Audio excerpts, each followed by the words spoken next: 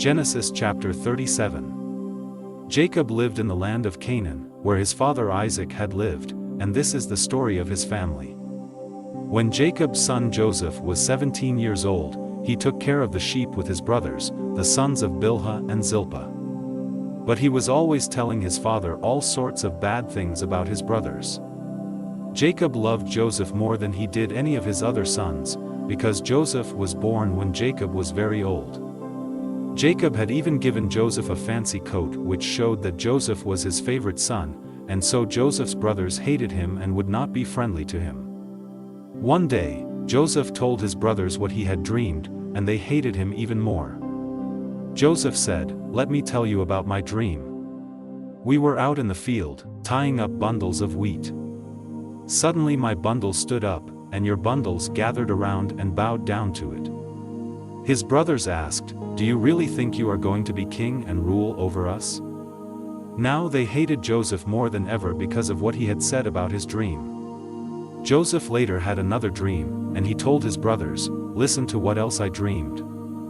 The sun, the moon, and 11 stars bowed down to me."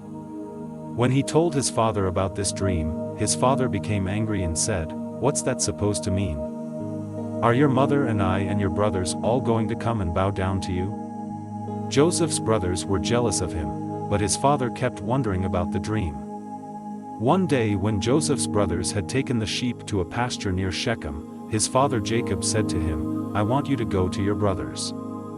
They are with the sheep near Shechem." "Yes, sir," Joseph answered. His father said, "Go and find out how your brothers and the sheep are doing. Then come back and let me know." So he sent him from Hebron Valley. Joseph was near Shechem and wandering through the fields, when a man asked, "What are you looking for?" Joseph answered, "I'm looking for my brothers who are watching the sheep. Can you tell me where they are?" "They're not here anymore," the man replied. "I overheard them say they were going to Dothan." Joseph left and found his brothers in Dothan.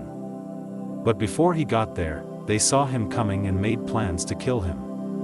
They said to one another, "Look, here comes the hero of those dreams. Let's kill him and throw him into a pit and say that some wild animal ate him. Then we'll see what happens to those dreams." Reuben heard this and tried to protect Joseph from them. "Let's not kill him," he said. "Don't murder him or even harm him. Just throw him into a well out here in the desert." Reuben planned to rescue Joseph later and take him back to his father. When Joseph came to his brothers, they pulled off his fancy coat and threw him into a dry well. As Joseph's brothers sat down to eat, they looked up and saw a caravan of Ishmaelites coming from Gilead. Their camels were loaded with all kinds of spices that they were taking to Egypt. So Judah said, "What will we gain if we kill our brother and hide his body? Let's sell him to the Ishmaelites and not harm him. After all, he is our brother." And the others agreed. When the Midianite merchants came by, Joseph's brothers took him out of the well, and for 20 pieces of silver they sold him to the Ishmaelites who took him to Egypt. When Reuben returned to the well and did not find Joseph there, he tore his clothes in sorrow. Then he went back to his brothers and said, "The boy is gone. What am I going to do?" Joseph's brothers killed a goat and dipped Joseph's fancy coat in its blood. After this, they took the coat to their father and said, "We found this. Look at it carefully and see if it belongs to your son." Jacob knew it was Joseph's coat and said, "It's my son's coat. Joseph has been torn to pieces and eaten by some wild animal." Jacob mourned for Joseph a long time, and to show his sorrow he tore his clothes and wore sackcloth. All of Jacob's children came to comfort him, but he refused to be comforted. "No," he said, "I will go to my grave, mourning for my son." So Jacob kept on grieving. Meanwhile, the Midianites had sold Joseph in Egypt to a man named Potiphar, who was the king's official in charge of the palace guard. Genesis chapter 39. The Ishmaelites took Joseph to Egypt and sold him to Potiphar, the king's official in charge of the palace guard. So Joseph lived in the home of Potiphar, his Egyptian owner. Soon Potiphar realized that the Lord was helping Joseph to be successful in whatever he did. So Joseph lived in the home of Potiphar, his Egyptian owner. Soon Potiphar realized that the Lord was helping Joseph to be successful in whatever he did. Potiphar liked Joseph and made him his personal assistant, putting him in charge of his house and all of his property.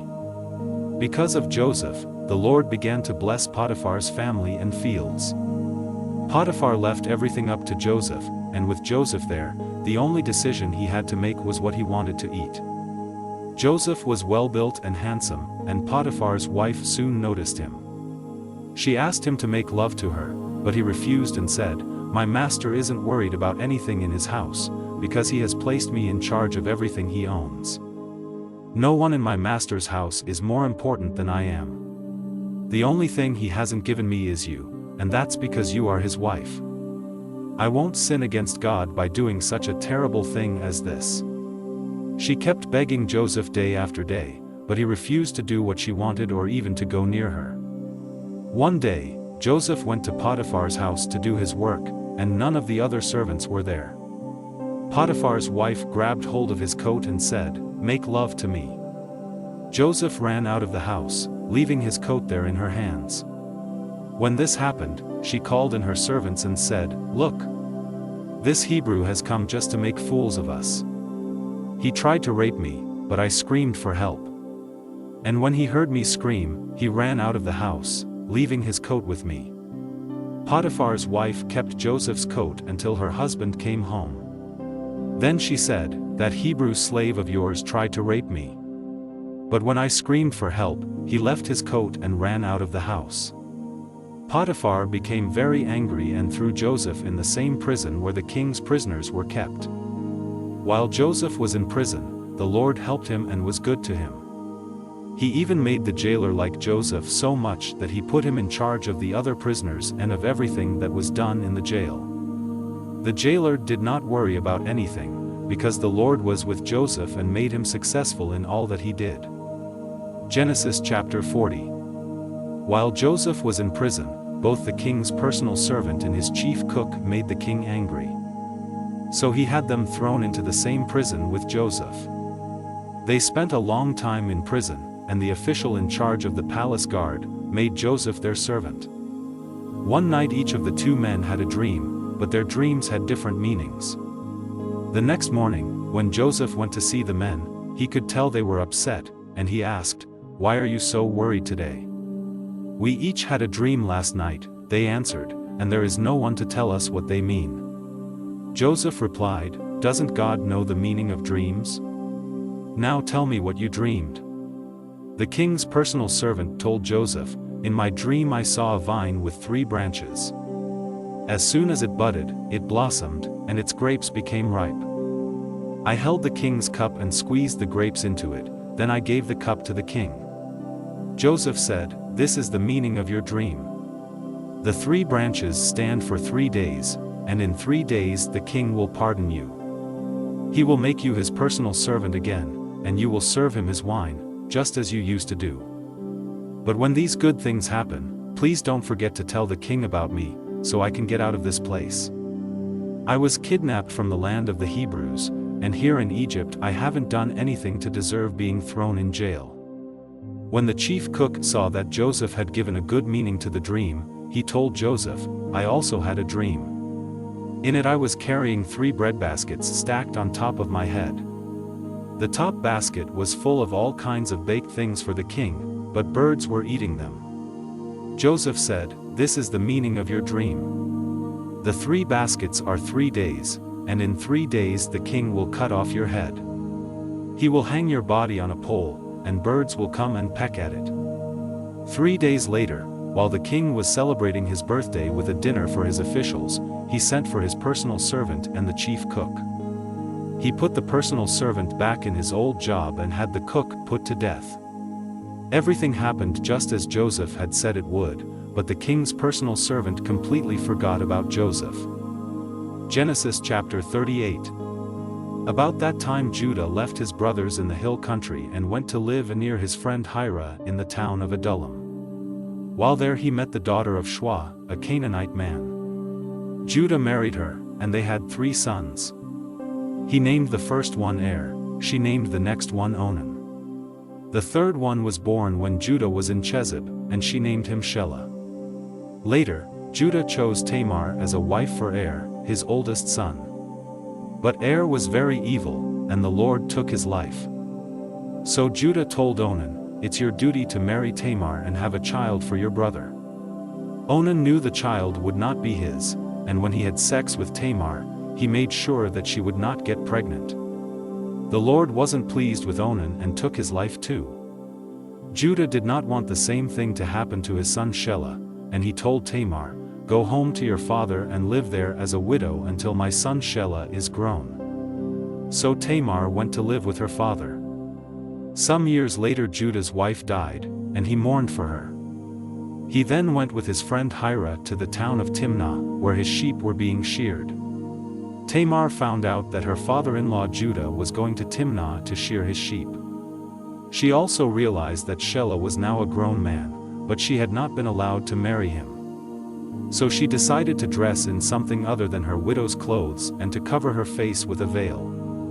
After this, she sat outside the town of Enaim on the road to Timnah.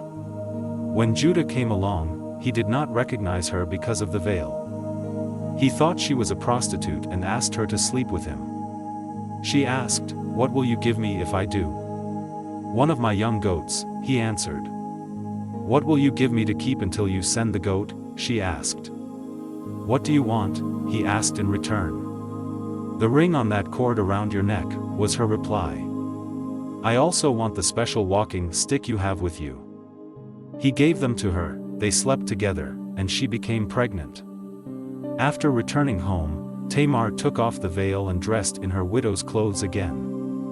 Judah asked his friend Hira to take a goat to the woman, so he could get back the ring and walking stick, but she wasn't there. Hira asked the people of Enaim, "Where is the prostitute who sat along the road outside your town?" "There's never been one here," they answered.